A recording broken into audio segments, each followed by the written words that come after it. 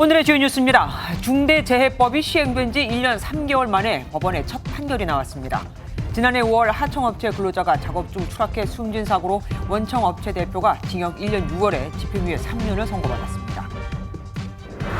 조국 전 법무장관의 딸 조민 씨에 대한 부산대 의학전문대학원 입학 취소가 정당하다는 1심 판결이 나왔습니다. 조 씨는 납득할 수 없는 부분은 법적으로 싸워나갈 것이라며 항소장을 제출했습니다. 사상자 2명이 나온 경기도 분당 정자교 주변 다닌 불정교가 전면 통제된 데 이어 순회교 보행로도 차단됐습니다. 시민들의 불안이 커지고 있습니다. 오늘 새벽 중부 내륙 고속도로 여주 분기점 부근에서 관광버스 한 대가 역주행하다 화물차 석 대를 잇따라 들이받았습니다. 이 사고로 버스 운전기사가 숨졌고 화물차 운전자 3명도 다쳤습니다. 정부가 농업 분야 지원금인 직불금 규모를 5조 원 규모로 확대하고 대상과 품목도 늘리는 안을 추진합니다. 정황근 농림축산식품부 장관에게 직접 들어보겠습니다. 차이잉원 대만 총통과 메카시 미국 하원 의장이 미 본토에서 처음으로 만났습니다. 중국은 대만 해협의 평화를 파괴하는 도발이라며 반발했습니다.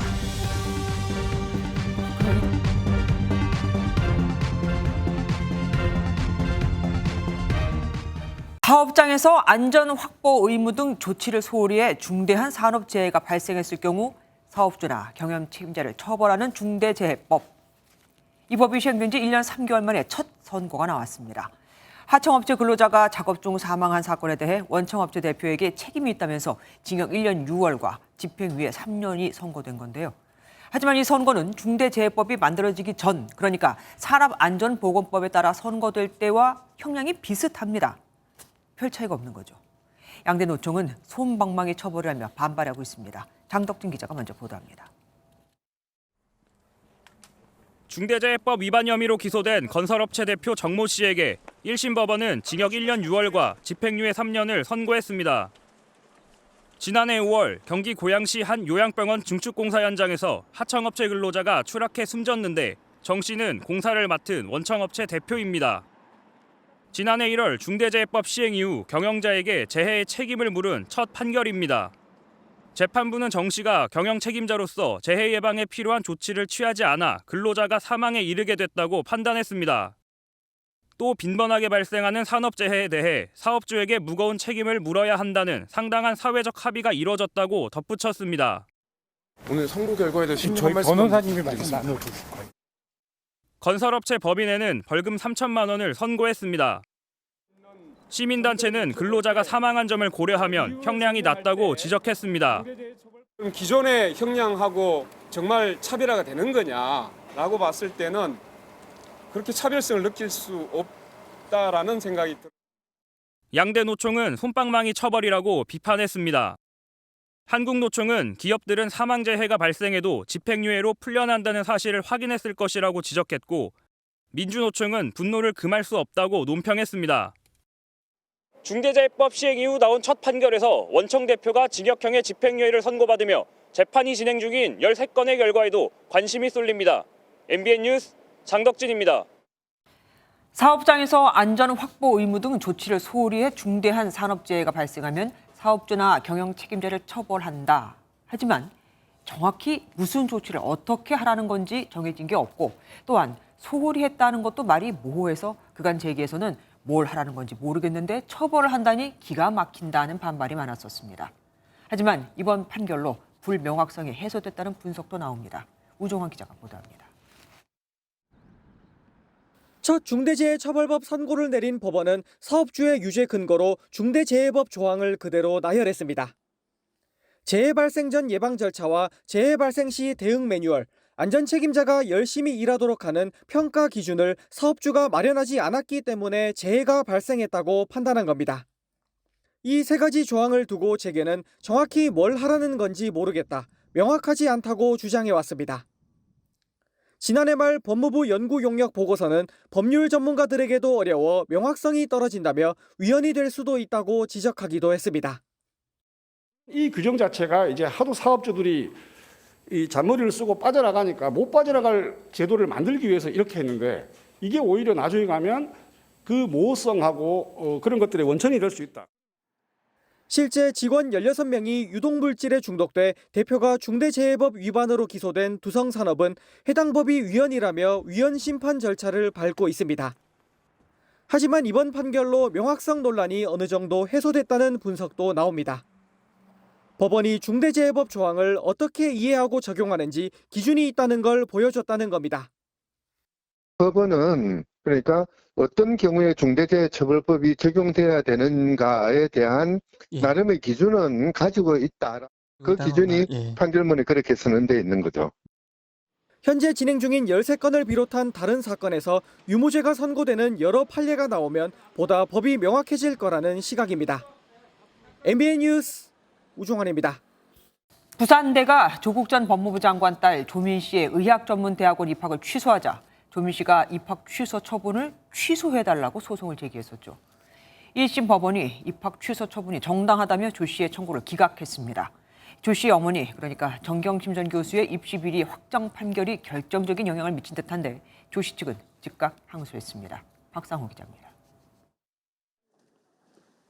부산대 의학전문대학원 입학 취소 처분에 불복해 소송을 제기한 조민 씨. 지난달 처음으로 증인신문에 자진 출석했습니다. 제가 아는 대로 진술하고 성실히 임하도록 하겠습니다. 당시 조 씨는 재판부가 기회를 준다면 사회에 기여할 수 있는 사람이 되도록 노력하겠다고 밝혔습니다.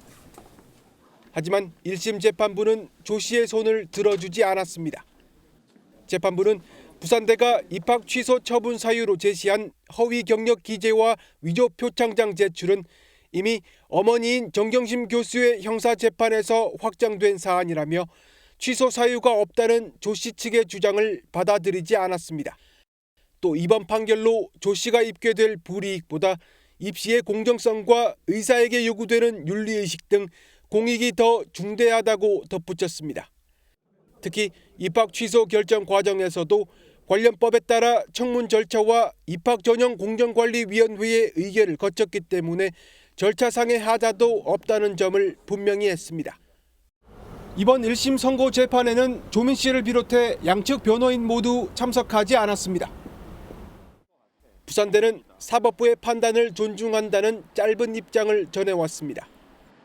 반면 조 씨 측은 즉시 항소장을 제출했습니다. 문제가 된 표창장과 허위 경력이 의전원 당락에 영향을 미치지 않았다는 점과 입학 취소 처분의 유일한 근거인 신입생 모집 요강이 법규 명령이 아닌 사무처리 준칙에 불과하다는 점을 거듭 강조할 것으로 보입니다. 조 씨 측이 항소하면서 입학 취소 여부가 확정될 때까지는 시일이 더 걸릴 전망입니다. MBN 뉴스 박상호입니다. 오늘 나온 1심 판결은 조민 씨가 의학전문대학원이 자신의 입학을 취소한 걸 취소해달라는 거였고 조 씨가 가진 의사 면허는 또 다른 얘기입니다. 의사 면허는 복지부가 관리하거든요. 복지부는 이 소송의 결과를 보고 결정할 수밖에 없다고 밝혔습니다. 이혁준 기자입니다. 조민은 판결 뒤 인스타그램에 어릴 적 사진과 함께 심경을 전했습니다. 조 씨는 수익은 포기하고 무이촌 등에서 정기적 의료 봉사를 하고 있다면서 면허가 있는 동안 봉사하겠다고 언급했습니다. 또 납득할 수 없는 부분은 법적으로 싸우겠다고도 밝혔습니다. 조 씨는 오늘이 아버지 생신이라며 조용히 보내고 싶다고도 적었습니다.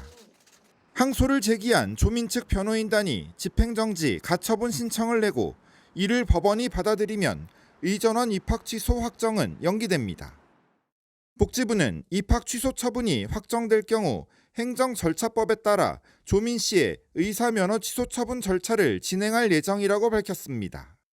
입학 취소를 먼저 확정해야 2년 전 취득한 의사면허 취소에 나설 수 있다는 겁니다. 조 씨는 2021년 1월 의사국가고시에 합격한 뒤 한일병원에서 인턴으로 근무했습니다. 이후 조 씨는 경기도와 서울 일대 병원에서 단기간 채용됐던 것으로 알려졌습니다.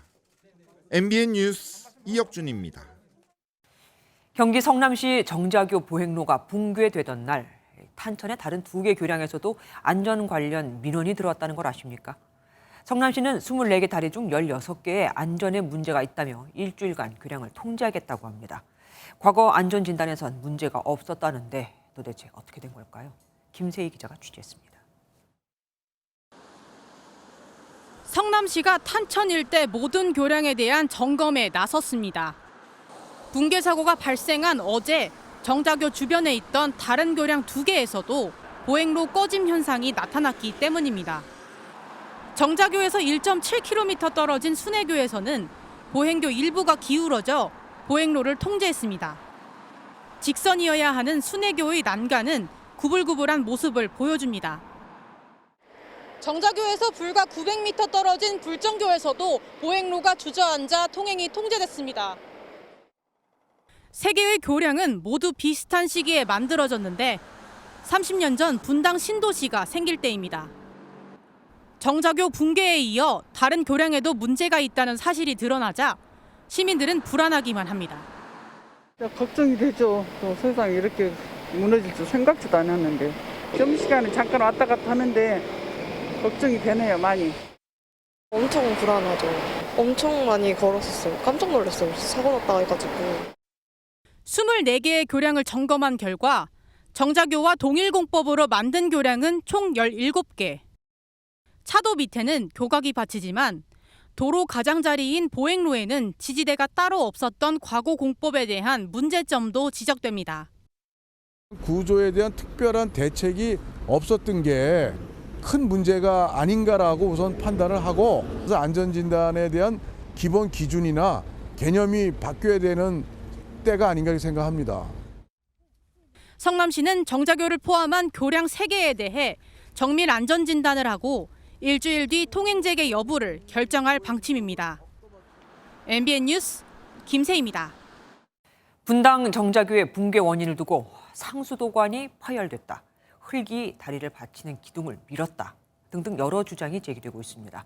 분명한 건 여러 가지 가중된 힘을 노후화된 다리가 버티지 못했다는 건데 이 교량엔 이미 오래전부터 도로 처짐과 균열 그리고 높낮이 차이인 단차가 발생했었습니다. 윤기란 기자가 취재했습니다.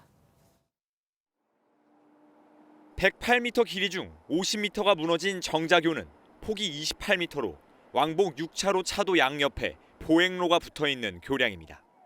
다리가 버티는 힘이 작용하는 힘을 이기지 못해 붕괴한 건데 다른 교량처럼 하부에 상수도관과 통신 케이블 등이 매달려 추가 하중이 많이 작용했습니다. 교량 상부에도 차도와 인도 사이 방어 울타리와 연석, 보도블록 등이 설치돼 무게를 더했고 단차가 있는 곳을 차량이 계속해서 지나가면서 충격을 더한 것으로 보입니다.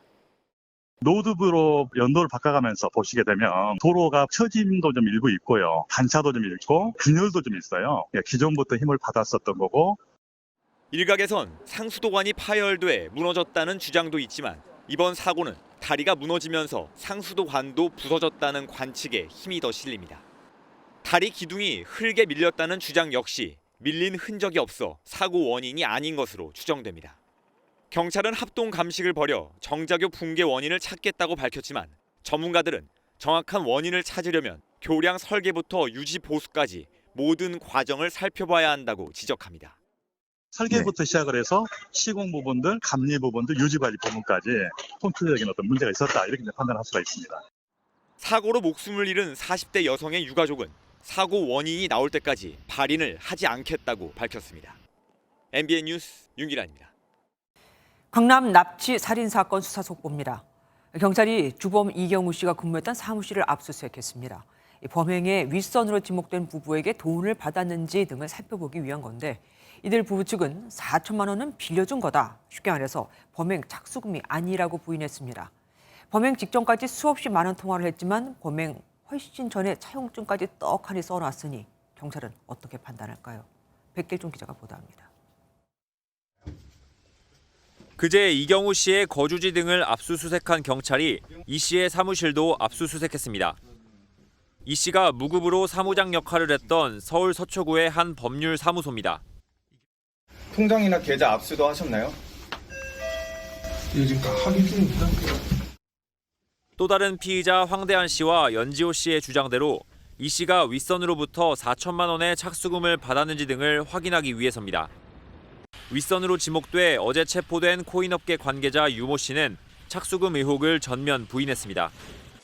범행 직후인 지난달 30일 새벽과 31일 오후 이 씨와 두 차례 만난 것은 인정했지만 4천만 원을 준 사실은 없다는 겁니다.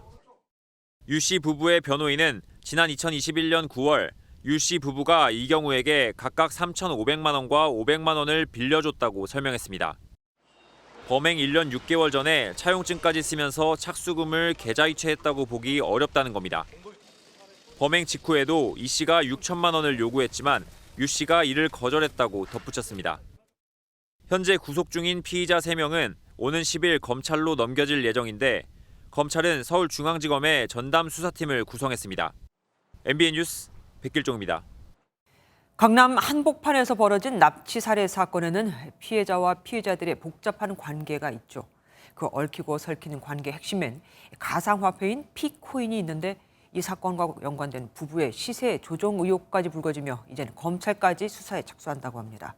이 업체 대표를 MBN이 접촉해보았습니다. 이혁재 기자가 단독 보도합니다. 강남 납치 살해 사건 피해자부터 피의자들까지 모두 얽혀있는 가상화폐 피코인. 이 코인 업체 대표는 MBN 취재진에게 살인의 윗선으로 지목되는 유 씨 부부가 피코인 업체 이사로 일했다는 소문이 있지만 사실 무근이라고 밝혔습니다. 다만 이들 부부를 투자자로 소개해준 건 피해자였고 나중엔 피해자가 만나지 않는 게 좋은 사람들이라고 말해 2021년 6월 이후부터 교류가 없었다고 주장했습니다. 이렇게 코인 업체 대표와 못 만나면서 유 씨 부부와 피해자 관계는 더 어그러진 것으로 보입니다. 이후 피코인을 두고 소송까지 오갔지만 피코인 대표는 무혐의로 사건이 종결됐습니다. 또 대표는 피해자가 코인의 홍보나 투자자라기보다 유통업자였다고 밝혔습니다. 즉 피코인을 엄청난 물량으로 사간 뒤 이를 자체적으로 홍보하면서 팔거나 유통하는 사업을 했다는 겁니다. 이런 사업을 하면서 유 씨 부부와 30억 원가량 투자금을 모은 것으로 보이고 여기서 금전 문제가 생긴 것으로 경찰은 보고 있습니다. 업체 대표는 일 때문에 현재 해외인 상황이지만 다음 주에는 한국으로 돌아가 소명할 것이 있으면 소명하겠다는 입장을 밝혔습니다. MBN 뉴스 이혁재입니다. 서울 강남 학원가에서 마약 음료를 건넨 20대 여성이 자수하면서 일당 4명 중 3명이 붙잡혔습니다. 그런데 이들은 고등학생에게만 접근한 게 아니었습니다. 중학생에게도 접근해 집중력이 좋아지는 음료라고 소개하며 연락처를 남겨주면 문화상품권까지 준다고 학생들을 꿰어낸 것으로 확인됐습니다. 김태형 기자가 단독 보도합니다. 2명씩 짝거리로 서울 강남 학원가에서 고교생들에게 마약 음료를 건넨 일당 4명. 오늘 오전 9시 30분쯤 피의자인 20대 여성이 자수하며 지금까지 3명이 붙잡혔고 경찰은 나머지 1명을 추적하고 있습니다.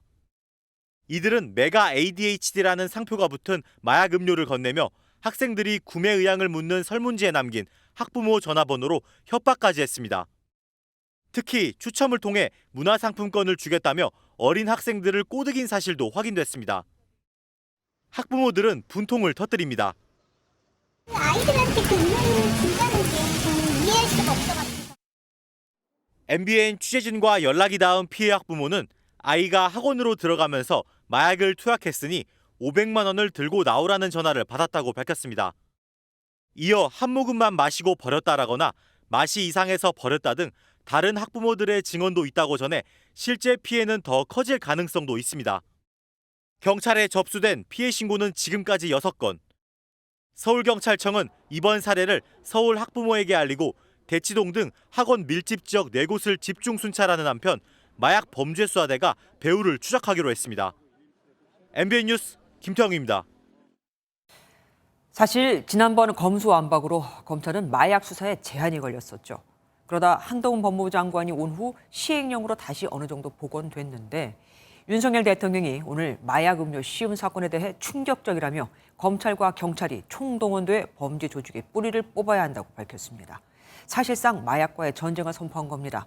검찰의 마약 수사에도 힘이 들어가게 됐죠. 신재우 기자가 보도합니다. 윤석열 대통령은 이번 마약 음료 시음 사건을 충격적이라고 표현하며 검찰과 경찰의 역량을 총동원해 수사하라고 지시했습니다. 검경은 수사 역량을 총동원해서 마약의 생산, 유통, 판매 조직을 뿌리 뽑고 범죄 수익을 끝까지 추적해 환수하라고 지시했습니다. 마약이 고등학생에게까지 스며든 심각한 상황에서 검경이 마약 수사를 따로 진행하고 있는 만큼 양측의 공조 강화 필요성을 강조한 것으로 풀이됩니다. 대통령실 핵심 관계자는 대통령은 단순히 마약 사범을 검거하는 수준이 아닌 체계적인 기획 수사를 통해 마약 범죄의 뿌리를 뽑아야 할 시점으로 판단한 것이라고 말했습니다. 윤 대통령은 지난해 첫 국정과제 점검회의에서도 마약 사건에 대한 검경의 정보와 수사 공조 필요성을 강조한 바 있습니다. 윤 대통령이 마약 척결 의지를 강하게 밝힌 만큼 향후 법무부와 경찰 간 합동 특별수사기구 발족 가능성도 나오고 있습니다. MBN 뉴스 신재우입니다. 이재명 과거 성남시장의 집무실에 있었던 CCTV의 작동 여부를 두고 논란이 계속되자 현재 지금의 성남시가 자체 조사를 했습니다. 그 결과 이재명 당시 성남시장은 시 예산이 아닌 개인 비용으로, 그러니까 사적으로 이 CCTV를 설치했고 비서의 컴퓨터에만 연결을 해놨던 것으로 드러났습니다. 공용 CCTV와는 연결하지 않아 다른 사람은 볼 수 없게 해놨던 거죠. 심지어 그조차도 거의 꺼놨었다고 합니다. 검찰은 담당 직원들의 명단을 확보해 법정 증인대에 세우는 걸 검토하고 있습니다. 박은채 기자가 단독 취재했습니다. 지난 2011년 이재명 당시 성남시장이 돈 봉투를 막겠다며 설치한 시장실 CCTV 화면 모습입니다. 뇌물을 받은 혐의를 받는 정진상 전 실장 측이 재판에서 이 CCTV가 있어 뇌물을 받을 수 없는 구조였다고 주장했고, 검찰은 CCTV가 가짜라고 맞서면서 진실 공방이 벌어졌습니다. 잠깐이나마 CCTV가 작동되는 모습들이 나옵니다. 당시에 비서실의 구조도 다 확인이 되거든요. 그래서 그렇게 공개된 장소에서 약간 어수선한 그러한 비서실 내에서 돈을 주고받았다는 게 합리적이지 않다라는. 양측이 팽팽히 맞서자 재판부는 당시 직원들을 불러 검증하겠다는 입장을 내비쳤습니다. MBN 취재 내용을 종합하면 검찰은 이달 초 성남시에서 시장실 CCTV를 직접 설치했거나 관리하는 공무원에 대한 명단을 확보해 증인으로 신청하는 방안을 검토 중인 걸로 알려졌습니다. 이들은 2011년부터 2015년까지 시청에서 근무했습니다. 검찰은 또 2009년 성남시청사 설립 시점부터 2018년까지의 CCTV 설치 기록을 확보했습니다. 기록에 따르면 지난 2009년 CCTV 14대가 설치됐고 2018년에는 2대가 설치됐는데 이재명 시장실의 CCTV는 시 예산으로 구매되지 않아 이 목록에 들어가지 않은 걸로 전해졌습니다. 성남시는 자체 조사 결과 당시 이 시장 측이 해당 CCTV를 개인 비용으로 구입했고 여비서 컴퓨터에만 연결을 한 걸로 잠정 결론 내렸습니다. 이 대표 측은 성남시의 조사 결과가 왜곡됐다는 입장을 내놨습니다. 향후 재판에서 공방이 벌어질 걸로 보입니다. MBN 뉴스 박은채입니다. 오늘 새벽 중부 내륙 고속도로 여주 분기점 인근에서 관광버스가 역주행하다가 화물차 석 대를 잇따라 들이받았습니다. 이 사고로 버스 기사가 숨지고 화물차 운전기사 3명이 다쳤는데 5시간이나 도로가 전면 통제되면서 출근길 극심한 혼잡이 빚어졌습니다. 추성남 기자가 취재했습니다. 비가 내리는 새벽 고속도로를 달리던 버스 한 대가 역주행하더니 화물차 한 대를 들이받습니다. 그리고는 곧바로 뒤따르던 화물차 2대와 잇따라 충돌합니다. 이 사고로 60대 버스 기사가 심정지 상태로 병원으로 옮겨졌으나 숨졌고 화물차 운전기사 3명도 다쳐 치료를 받고 있습니다. 버스 안에 타고 있던 승객은 없어 추가 인명피해는 없었습니다. 사고 충격이 얼마나 컸는지 버스 앞부분이 형체를 알아볼 수 없을 정도로 부서졌고 화물차 적재함도 완전히 분리됐습니다. 사고 구간의 고속도로가 5시간이나 전면 통제되면서 출근길 극심한 정체가 빚어졌습니다. 사고 현장입니다. 경찰은 버스가 여주 분기점에서 유턴한 뒤 이곳으로 약 2km 정도를 역주행한 것으로 보고 있습니다. 충주에서 올라왔다고 들었어요. 1700m를 역으로 간 거죠. 1차로로. 왔던 데를 다시 거꾸로 간 거예요. 버스 기사가 숨지면서 무슨 이유로 어떻게 고속도로에서 유턴했는지는 확인되지 않았습니다. MBN 뉴스 추성남입니다. 초과 생산된 쌀을 정부가 사들이는 양곡관리법에 대해 윤석열 대통령이 거부권을 행사한 가운데 정부가 후속 대책을 내놨습니다. 논에 쌀 대신 밀이나 콩 등을 재배하는 농가에 주는 보조금을 5조 원까지 늘려주는 겁니다. 그럼 쌀 생산량이 줄어들 테니까요. 안병욱 기자가 보도합니다. 국민의힘과 정부는 농민단체와 함께 민당정 간담회를 열고 양곡관리법 제의 요구에 따른 후속 대책을 확정했습니다. 먼저 올해 첫 실시한 전략작물 직불 제도를 대폭 확대합니다. 논의 벼가 아닌 콩이나 가루쌀, 사료용 옥수수 등 전략작물을 재배하면 헥타르당 최대 480만 원의 보조금을 지원하는 제도입니다. 이를 통해 올해 벼 재배 면적을 16,000헥타르 감축해 수확기 산지 쌀값이 80kg에 20만 원 수준을 유지하게 할 방침입니다. 또 가루쌀 재배를 적극 유도해 오는 2027년까지 수입 밀가루 수요의 10%를 대체한다는 계획입니다. 타작물 재배, 전략작물 재배를 성공시키는 것이 우리 쌀값 안정화하는 것에 정답이고. 농가 소득 보전을 위해선 농업 분야 직불금을 현재의 2배 이상으로 높일 방침입니다. 올해 2조 8천억 원인 농업 직불금 규모는 2027년까지 5조 원으로 늘립니다. 정부는 수확기에 쌀값 하락 조짐이 보이면 선제적으로 쌀 수매에 나서는 방안도 추진합니다. MBN 뉴스 안병우입니다. 너무 많이 생산된 쌀은 정부가 사줘야 한다. 아니다. 그건 진짜 농업인을 위한 것이 아니다. 말이 많죠. 정황근 농림축산식품부 장관과 양곡관리법 개정안을 대신하기 위한 쌀 수급 안정 대책에 대해 좀 더 자세히 알아보겠습니다. 어서 오십시오. 네. 우선 왜 이렇게 쌀을 두고 다투게 되는지부터 짚어보겠습니다. 네. 다른 건 시장 상황에 값을 맡기잖아요. 왜 쌀만 이렇게 말이 많은 거죠? 기본적으로는 쌀도 시장에 맡겨야죠. 네. 맡기는데 쌀은 이제 우리 농경지의 절반에 재배하고 있고 또 농업인들 절반이 벼를 재배하고 있습니다. 네. 그리고 품목으로 봐도 생산액 1위 품목이고요. 16% 정도 됩니다. 네, 네. 근데 이제 최근에 소비량이 급감하면서 지난해 그 가격이 25%나 떨어졌거든요. 급락하니까 이제 농업인들께서 가격 안정을 좀 세워달라. 이런 목소리가 커지면서 이번에 이제 양곡관리법 이런 일이 일어나게 된 겁니다. 네, 사실 그리고 쌀은 또 전략식품이기도 하니까 물론이죠. 그럴 수밖에 없을 겁니다.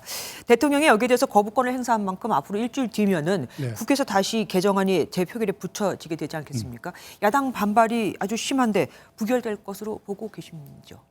근데 조금 지나치게 정치적인 거 아닌가 싶어요. 대한민국이 삼권 분립이 확립된 민주주의 국가이고 그다음에 이 양곡관리법처럼 정부하고 여당 상의 없이 거의 네. 일방적으로 이렇게 통과시켰는데 여기 워낙 피해가 국민들한테 가고 우리 농업 발전을 저해하기 때문에 대통령 입장에서는 뭐 권한이라기보다는 헌법에서 정한 의무입니다.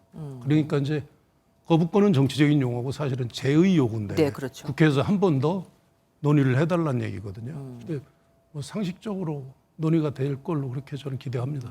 뭘 지금 여야 의원 수를 따져 보면은 뭐 부결될 것을 보이긴 하지만 그렇지만 만약에 통과되면 어떻게 하실 겁니까?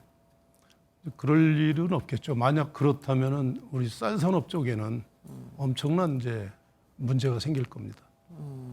어떤 문제가? 그러니까 지금도 쌀이 남거든요.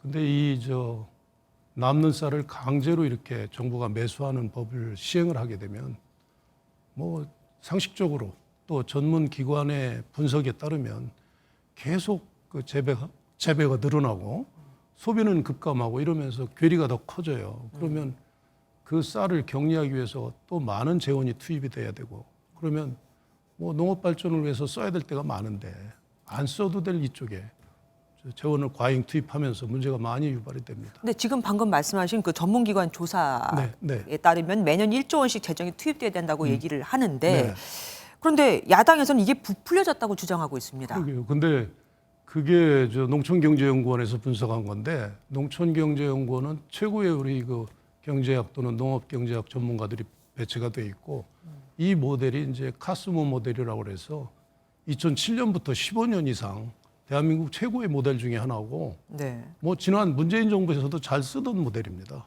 그러니까 그 전문가들은 그다음에 농경연뿐만 아니고 외부 전문가들도 함께 참여한 그 연구 결과이기 때문에 정부에서는 뭐 100% 신뢰하는 연구입니다. 근데 오늘 당정이 내놓은 후속 대책을 보면 쌀 한 가마니 그러니까 80kg당 20만 원 수준이 되도록 유지하겠다고 되어 있습니다. 그런데 소비가 안 되면 가격이 떨어지는 건 당연하잖아요. 그러면은 여기에도 돈을 들여서 어떻게 그러니까 재정이 들어갈 수밖에 없는 거 아닙니까? 근데 이제 이렇게 봐야 되겠어요. 지금 남는 쌀 강제 매수를 하게 되면 지금 한 20여만 톤이 매년 남게 돼 있는데 이게 지금 매년 60만 톤씩 60만 톤 정도 남을 정도로 2030년이 되면 계속 늘어나는 거거든요. 그럼 그걸 처리하기 위해서 좀 안 써도 될 돈을 써야 되는 거고 지금 오늘 당정협의회에서 발표하는 거는 기본적으로 수급 균형 쪽으로 가는 겁니다. 그러니까 남는 밥쌀을 뭐 논콩이라든가 가루쌀 이런 걸 재배를 통해서 그걸 전략작물이라고 그래서 우리가 이름을 붙였고 그거를 이제 좀 이렇게 확산하기 위해서 정부가 금년부터 전략작물 직불제라고 그래서 직불제를 새로운 직불제를 도입을 하는 거죠. 지금 그렇게, 말씀하신 그 네네. 직불제요. 예. 그러면서 이제 일시적으로 만약 과잉이 되면 네. 그 이 농업이 이제 유지를 해야 되니까 그건 지난해처럼 과감하게 일시적으로 격려하겠다 그런 차원입니다. 자율적으로. 근데 그 직불제를 준다고 해서 평생 동안 정말 그 벼농사만 해왔던 어르신들이 바꿔 탈까요? 다른 작물? 가루쌀은 벼하고 똑같은 거예요. 그러니까 모든 거 겉은 벼입니다. 재배도 벼처럼 네, 하면 네, 되고 다만 용도가 밤용이 아니고 이건 밀가루를 대체할 수 있습니다. 그러니까 농업 입장에서는 충분히 가능하고요. 그다음에 이제 콩 같은 것도 전략작물 직불제를 통해서 수익성을 보장해주면은 일정 부분 전환이 가능하다. 그리고 이제 단지를 이렇게 마을별로 조성을 해서 그 기계도 지원하고 젊은 사람들하고 같이 이렇게 영농을 할 수 있도록 하면 우리 저 고령 농업인들도 충분히 할 수 있다 이렇게 생각을 합니다. 예전엔 남는 쌀을 북한으로 보내기도 했었잖아요. 네. 근데 요즘 뭐 남북한 관계가 지금 경색되다 보니 그것도 어려울 것 같고 네. 그러면은 초고령 사회로 접어들어서 청년농이 없다는 것도 문제 아니겠습니까? 농촌의 위기감이 큰데 여기에 대한 또 대안이 있을까도. 우리가 지금 102만 가구인데 네. 농업하는 가구가 농촌에 그중에 30대 밑으로는 12,000가구밖에 없습니다. 그래서 지금 정부가 아주 집중적으로 이쪽을 추진을 하고 있는데 지금 한 3만 명 정도를 2027년까지 육성하는 걸 목표로 갖고 있고요. 그다음에 젊은 농업인들이 처음에 영농 초기에 아무래도 수익성이 좀 낮으니까 이때 정부가 3년 동안 월 110만 원에서 100만 원 정도 지원을 해준다. 이렇게 영농 정착금이라고 해서 지원을 하고 있고 청년들이 이제 많이 관심을 갖고 있는 게 스마트팜. 네, 그다음에 이제 문화 관광 콘텐츠하고 농업을 연계해서 2차, 3차 산업화하는 쪽으로 관심을 많이 갖고 있기 때문에 그쪽으로 여러 가지 제도적인 지원, 자금 지원, 그다음에 젊은 사람들이 농촌에 가서 모여서 살 수 있도록 이렇게 젊은 사람들 커뮤니티도 형성해 주는 그런 다각적인 지원을 종합적으로 하고 있습니다. 요즘 대학가에서는 1,000원짜리가 아침 식사가 굉장히 네. 인기던데 이런 아이디어로 또 쌀 소비를 늘리는 것도 좋을 맞습니다. 것 같습니다. 오늘 나와주셔서 감사합니다. 네. 김기현 국민의힘 대표가 300석인 국회의원 정수를 30석 이상 줄여야 한다고 주장했습니다. 다음 주 선거제 개편안을 논의할 국회 전원위원회에 앞서 먼저 카드를 던진 건데요. 민주당에선 당이 어려울 때마다 무슨 약방에 감초인 양 의원수 축소를 들고 나온다며 바람직하지 않다고 비판했습니다. 의원수를 줄이는 게 국민이 더 원하는 거라는 걸 양당이 다 알긴 아나 봅니다. 노태영 기자입니다. 국민의힘 최고위원회의를 주재한 김기현 대표가 현행 300석인 국회의원 수를 30석 이상 줄이자고 제안했습니다. 특권을 내려놓는 게 우선이라며 여당 대표로서 처음으로 구체적인 숫자를 제시한 겁니다. 최소 30석 이상 줄일 수 있다고 봅니다. 국민들은 국회의원 정수를 줄여야 한다고 요구하고 계십니다. 다음 주 내년 총선 선거제 개편 등을 논의할 나흘간의 국회 전원위원회 개최를 앞두고 정치개혁 카드를 던진 것으로 풀이됩니다. 김 대표는 또 지도부의 이딴 발언 논란을 사과하며 향후 당내 이미지 실추 행위에 대해 책임을 묻겠다며 엄중 경고했습니다. 민주당은 국민의힘이 잇따른 설화로 위기에 몰리니 약방의 감초인 양 의원 정수 논의를 꺼내 쓰느냐고 비판했습니다. 당장 정치적인 위기 모면용으로 인기 영합적으로 접근해야 될 일이 결코 아니다는 게 우리 상식을 가진 의원들이라면 민주당이 의석수 축소가 당의 공식 입장인지부터 밝히라며 반발하고 있어 전원위에서의 여야 간 충돌은 불가피할 전망입니다. MBN 뉴스 노태현입니다. 전기 가스요금 인상 수준과 시기를 두고 정부 여당의 엿새 만에 다시 만났지만 오늘도 답을 내지 못했습니다. 인상 필요성은 있지만 여론이 부담이거든요.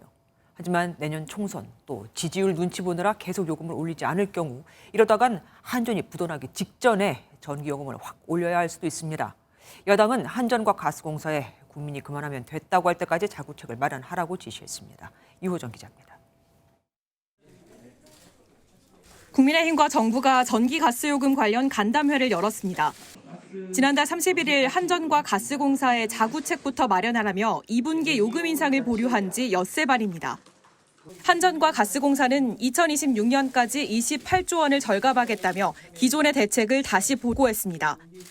국민의힘은 이 정도로 국민이 동의할 수 있을지 더 고민해야 한다며 강도 높은 자구책 필요성을 재차 압박했습니다.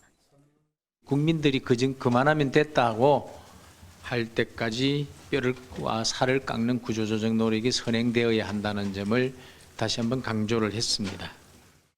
간담회에 참석한 전문가들은 국민들을 납득시키는 게 우선이라면서도 인상 필요성은 공감했습니다. 원료비가 100배 올랐다는 사실을 많은 사람들이 모른다. 현재의 부담을 줄이면 미래 국민에게 떠넘기는 것이라는 의견들이 나왔습니다. 요금 인상은 시간 문제라는 전망이 나오지만 당정은 시점은 정해진 바가 없다고 선을 그었습니다. 여론을 고려한 조치지만 문재인 정부의 요금 동결을 비판했던 국민의힘도 정치적 부담을 피하기 어려울 전망입니다. MBN 뉴스 유호정입니다.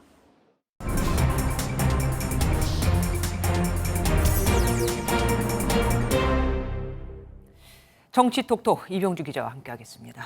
어서 오십시오. 이 기자, 후쿠시마 원전 오염수 방류와 관련해서 오늘 더불어민주당 의원들이 일부를 방문했습니다. 어떻게 일정은 그대로 잘 소화가 됐나요? 네, 더불어민주당 후쿠시마 원전 오염수 대책단 논란 속에 오늘 아침 일본으로 출국을 했습니다. 국민의 생명과 직결되는 문제이니 IAEA에 맡겨놓을 것이 아니라 객관적으로 한국 정부가 검토해서 안전한지 안 한지를 분명하게 밝혀야 될 것입니다. 대책단은 오늘 시민사회단체와 전문가 그룹 면담, 또 도쿄전력 항의 방문 등을 소화했는데요. 예상했던 대로 도쿄전력 측을 만나지 못했습니다. 국민의힘은 반일 선동으로 국익을 해치고 있다며 참으로 한심하다 이런 평가 내놨습니다. 어렵게 정상화의 물꼬를 튼 한일 관계를 또다시 경색시키려는 불순한 의도마저 엿보여서 참으로 우려스럽습니다. 후쿠시마 오염수 방류 이슈가 커지면서 관련 없어 보이는 국회 국방위원회에서도 여야 충돌했습니다.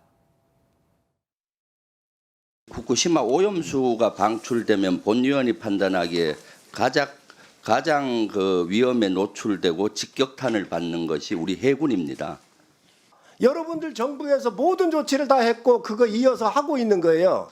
정권 뺏기니까 이제는 이거 가지고 그렇게 반일무리 해도 됩니까?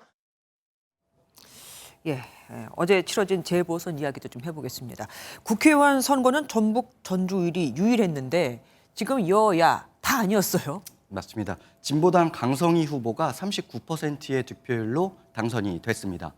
진보당은 2020년 창당 이후 처음이자 전신인 민중당 이후에 3년 만에 원내에 진입하게 된 겁니다. 이번 전주울 지역의 투표율 30%에도 미치지 못할 만큼 참여가 저조했었는데요. 네. 더불어민주당은 자당 의원이 재선거에 발단이 된 만큼 후보를 내지 않았었고 국민의힘에서는 유력 후보가 내지 안 나왔기 때문에 이렇게 참여가 저조했다 분석 나옵니다. 국민의힘 후보는 8%의 득표율로 5위에 그쳤는데 여당도 이 상황 심각하게 인식하고 있는 것으로 보입니다. 네. 지난 대선에서 15%의 지지율을 기록했었고 이번에는 김기현 대표까지 수차례 방문해 지지를 호소했던 터라 절반 수준으로 떨어진 득표율 받아들이기 어렵다는 겁니다. 당내에서는 출마를 번복한 전북 도당위원장 정운천 의원이 선거 지원에도 소극적이었다면서 책임론이 불거지고 있습니다. 국회의원 선거는 아니지만 그렇지만 관심이 집중된 것이 또 있었습니다. 울산 기초의원 선거요? 예. 먼저 여야 모두 이번 선거가 치러지기 전에는 이번 선거 정치적 의미 부여하기 어렵다 이렇게 공히 말을 했었습니다. 맞아요. 그런데 결과가 나온 뒤 분위기 사뭇 달라졌는데요. 울산 남구의원 보궐선거에서는 더불어민주당 후보가 또 울산 교육감 보궐선거에서는 진보 성향 후보가 각각 당선됐거든요. 이재명 대표는 SNS에 울산 시민분들께서 정말 놀라운 선택을 해주셨다며 윤석열 정부의 독주에 강력한 경고장을 날려야 한다는 국민의 마음이 모인 결과 이렇게 평가를 했습니다. 지역구가 울산인 김기현 국민의힘 대표, 청주에서는 이겼다면서 애써 시선을 돌리려는 모습도 보였습니다. 그리고 마지막으로 이재명 대표 선친 묘소를 둘러싼 이야기가 또 나오고 있습니다. 네, 이재명 대표 지난달 자신의 SNS에 선친 묘소가 훼손됐었다 이런 글을 이미 올렸었습니다. 네. 일종의 흑주술로 후손의 절멸과 폐가 망신을 저주하는 흉매 이런 의견을 들었었다면서 본인 때문에 부모님이 능욕당해 죄송하다는 내용까지 담겼었습니다. 그런데 오늘 한 언론을 통해 이 대표의 문중 일부 인사가 기를 보충해 주자는 취지로 지난해 지방선거를 앞두고 산소를 건드렸었다 이런 주장이 나왔습니다. 아이고. 국민의힘에서는 이 대표가 사법 리스크를 물타기 위해 글을 쓴 거 아니냐 지적 바로 나왔고요. 경찰은 사실관계 확인 중이라고 밝혔습니다. 이재명 대표 측은 문중 측으로부터 어떠한 연락도 받은 적이 없다면서 여전히 의아하다는 반응이 내놨습니다. 그러니까 누군가가 나쁜 기운을 넣기 위해서 일부러 한 것이다라고 했는데 문중에 반대로 좋은 기운을 넣기 위해서 한 것이다. 이게 사실이라면 정말 반전의 반전이네요. 지금까지 이병주 기자와 함께했습니다.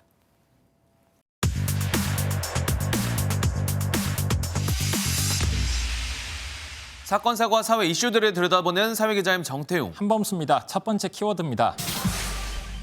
160가구가 화들짝 놀랐다는 건가요? 네, 서울 송파구의 한 오피스텔에서 오전 9시 반쯤 발생한 화재로 주민들이 가슴을 쓸어내린 건데요. 요 며칠 새 비가 와서 좀 안심했는데 이렇게 다시 불이 나네요. 네, 이게 또 도심의 주거지다 보니까 소방서 인력을 모두 투입하는 대응 1단계를 발령했고 약 2시간 만에 진화를 마쳤습니다. 불은 꺼졌지만 소방관들은 마무리 작업을 위해 여전히 분주합니다.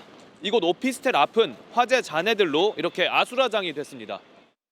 사람이 없는 상태에서 거실에서 원인 미상의 화재가 발생했습니다. 소방 등 총 231명이 동원됐고 장비는 총 57대가. 병원 이송 등 인명피해는 24명이었고요. 급하게 뛰쳐나온 주민들 많이 놀란 듯 보였습니다.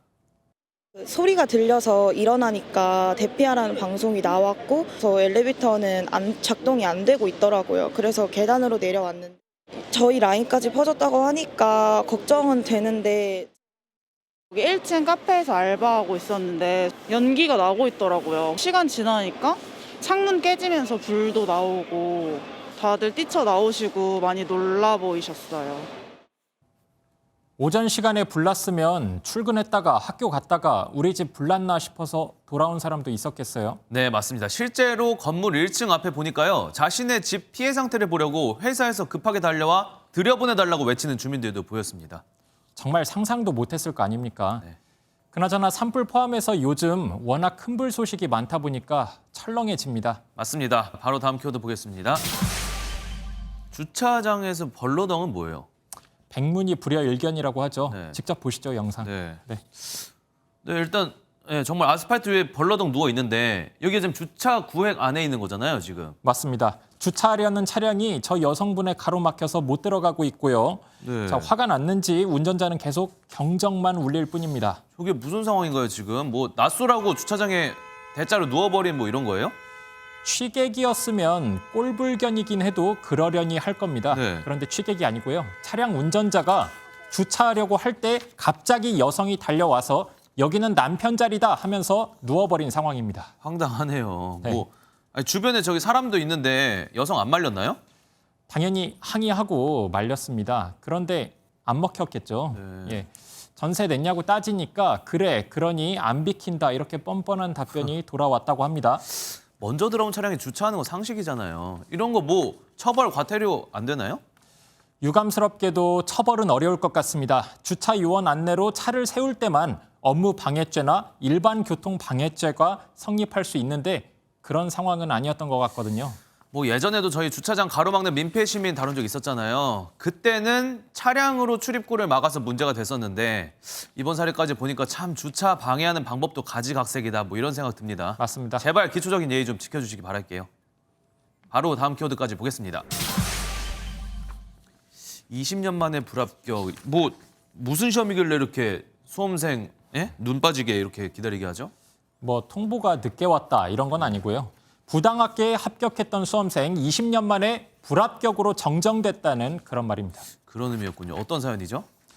네, 경남 창원시에서 119 구조대 팀장으로 일하는 소방관 A씨. 지난 2003년 경력직으로 경남 소방본부에 입사했습니다. 특별한 자격이 있었기 때문이라고 하죠. 어떤 특별한 자격일까요? 특수부대 경력이 있었습니다. 당시 관련 경력이 만 3년 이상이어야 지원 자체가 가능했거든요. 그런데 A씨는 4년 이상 경력이 있다고 해서 합격할 수 있었습니다. 왠지 여기서 문제가 있었을 것 같은 느낌 들어요. 정확합니다. 네. A씨의 경력 사실 2년 1개월에 불과했습니다. 지원 자격이 안 돼서 불합격할 거였는데 최종 합격까지 한 거였죠. 한참 지나고 나서 뒤늦게 국민신문고에 제보가 들어오고 나서야 진상이 드러났습니다. 군 경력은 4년을 했고요. 그런데 네. 특수부대 기간은 3년이 안 넘고요. 그렇죠. 병적 증명서에 표현될 때는 군생활 전체의 기간만 표현이 되어 있거든요. 그러다 보니까 그래서 합격이 취소된 건가요? 네, 합격 취소됐고요. 이후 임용 취소까지 논의되고 있다고 합니다. 뭐 합당한 결정이잖아요. 민간 기업도 아니고 공무원 뽑는데 절차상 오류 있으면 안 되겠죠. 네, 다만 공소시효가 지난 일이라서 수사기관에 A씨를 고발하진 않겠다고 밝혔습니다. 결국 자신이 지은 원죄가 20년 동안 쌓아올린 커리어 인생을 신기루로 만들어 버린 건데 뭐 시작이 잘못됐는데 끝이 좋기를 바랄 수는 없겠습니다. 네, 여기까지 하겠습니다. 사회기자 M이었습니다. 외교부가 30년이 경과돼 비밀 해제된 외교 문서를 일반에 공개했습니다. 이 중엔 소말리아 내전 당시 남북한 공관원들의 탈출 이야기를 그린 영화 모가디슈로 유명한 그 당시 상황도 포함됐는데 우리가 생각했던 것보다 더 급박하고 또 북한 외교관들이 태극기를 흔들었다는 의외의 모습도 담겨 있습니다. 영화 속 내용이 사실인지 한번 확인해 보시죠. 권영범 기자입니다.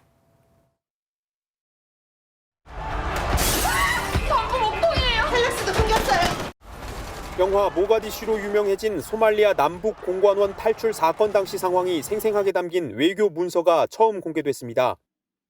빗발치는 총탄 속에 가슴에 총을 맞았지만 끝까지 운전대를 놓지 않은 북한 대사관 직원 한상열 씨의 의지력과 북한인 서기관이 태극기를 직접 높이 들며 외교관이란 걸 표시했던 상황이 그대로 소개됐습니다. 당시 강신성주 소말리아 한국 대사가 약탈을 당한 북한 공관원들과 한국 대사관저에서 1박을 한 내용도 적혀 있습니다. 우리가 같이 편 먹고 뭔가 할 수 있을 거라고 생각하고. 할 사람은 살아야겠죠. 남북한 공관원들은 목숨을 걸고 위기를 헤쳐나가면서도 분단의 현실을 고려해 신중을 기한 것으로 나타났습니다. 전문엔 강 대사의 인도적 도움을 우리가 정치적으로 이용하려고 한다는 인상을 북한에 주지 않는 게 좋겠다는 내용이 담겼습니다. 공개된 외교 문서는 영화 속의 극적인 탈출과 총격 장면이 완전한 허구만은 아니었다는 걸 보여주었습니다. MBN 뉴스 권용범입니다.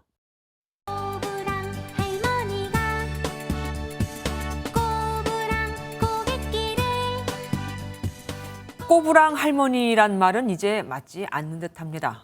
우리나라 고령층이 지난 20년 새 키는 더 크고 체형은 날씬해진 것으로 나타났거든요. 비만율은 남성보다 여성이 좀 더 높았습니다.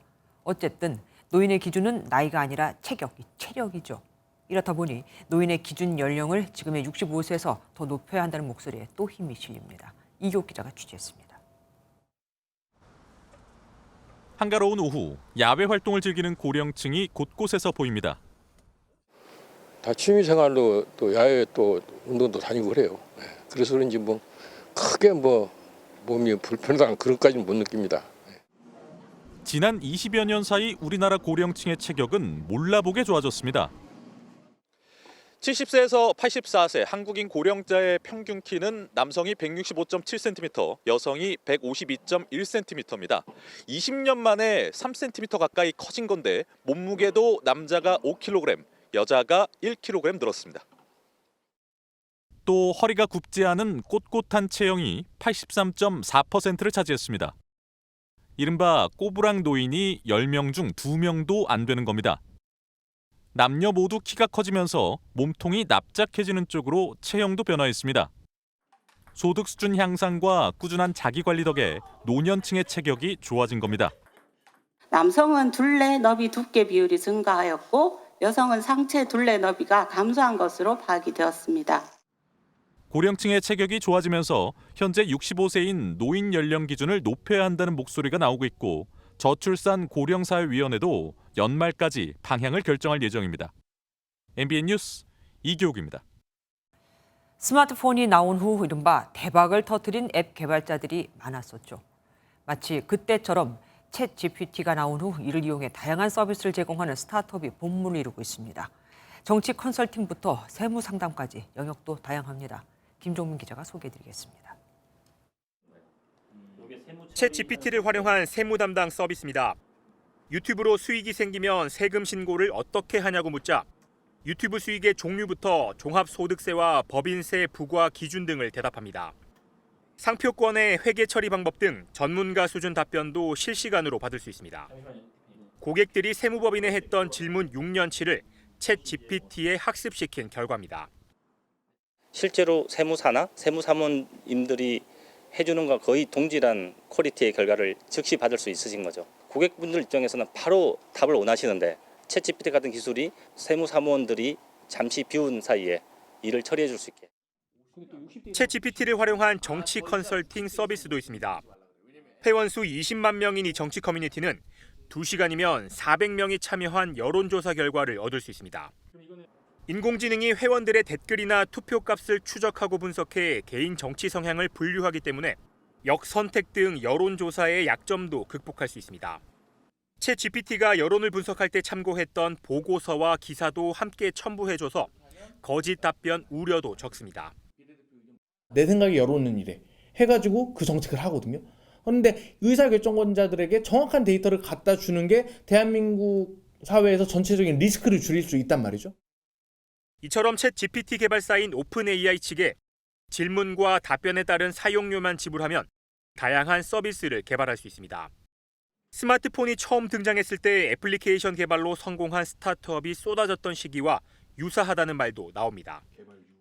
챗GPT 인공지능을 씀으로써 서비스가 고급화되지 않겠나. 교육이라든가 의료라든가 금융이라든가 그걸 학습시킬 만한 데이터를 확보를 독자적으로 해야 되겠죠.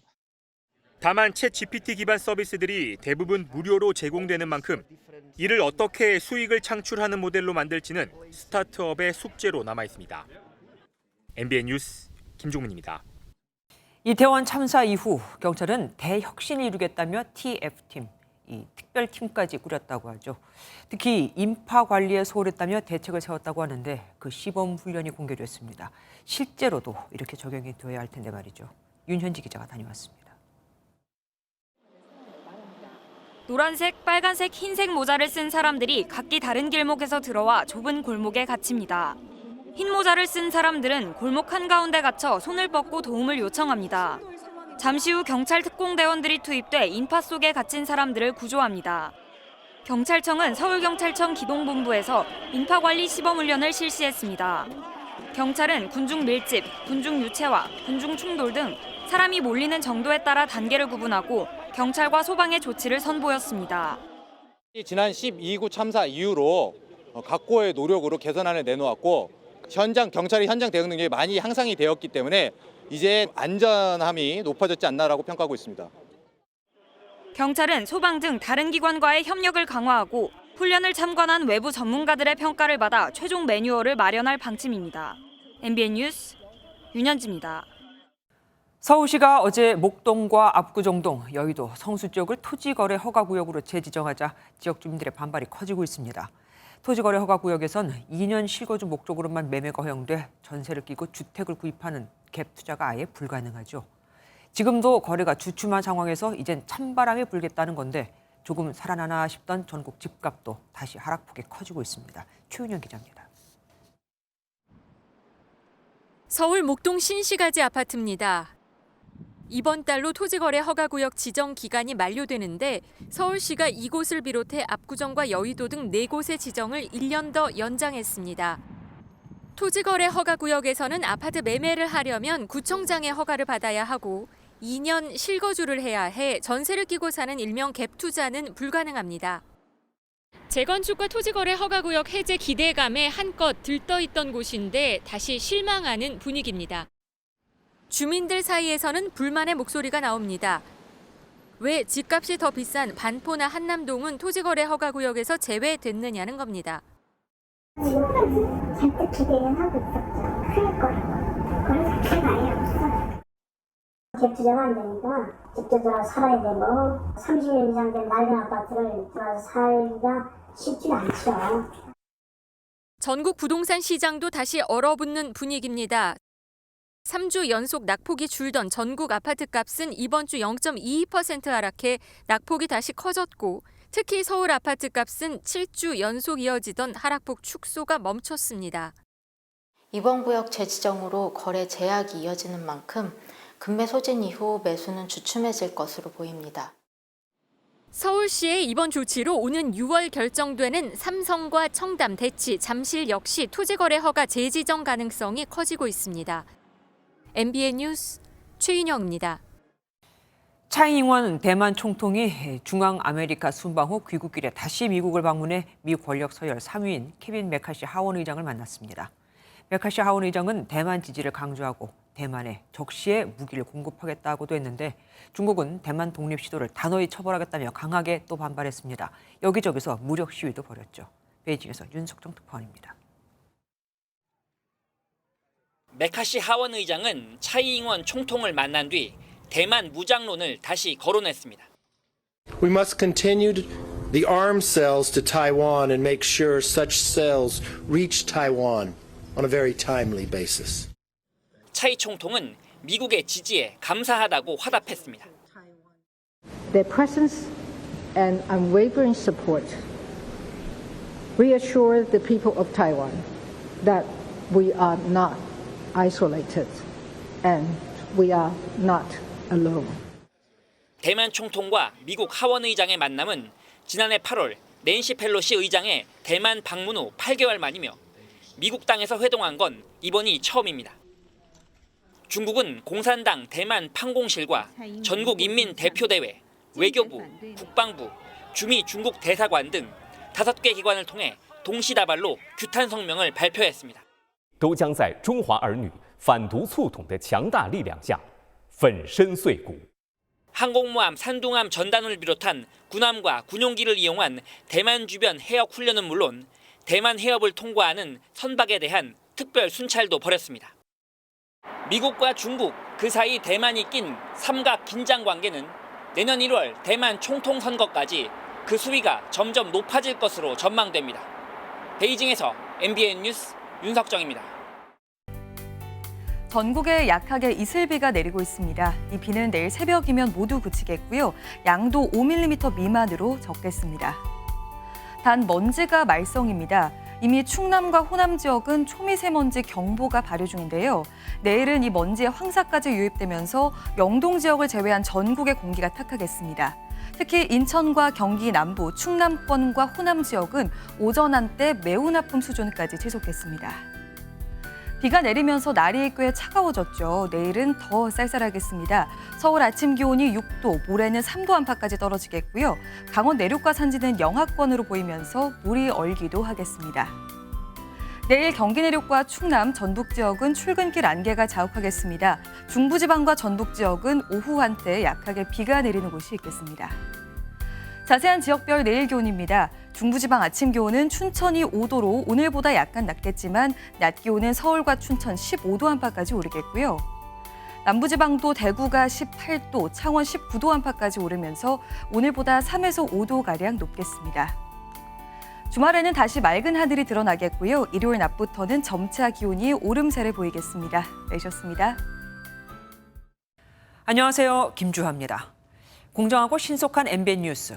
유튜브를 통해서도 만나보실 수 있습니다. 특히 더 많은 뉴스와 라이브를 보고 싶으시다면 오른쪽을 눌러서 구독하시면 됩니다. 어렵지 않죠? 빠르고 정확한 뉴스로 계속 찾아뵙겠습니다. MBN 뉴스를 시청해 주신 여러분 고맙습니다.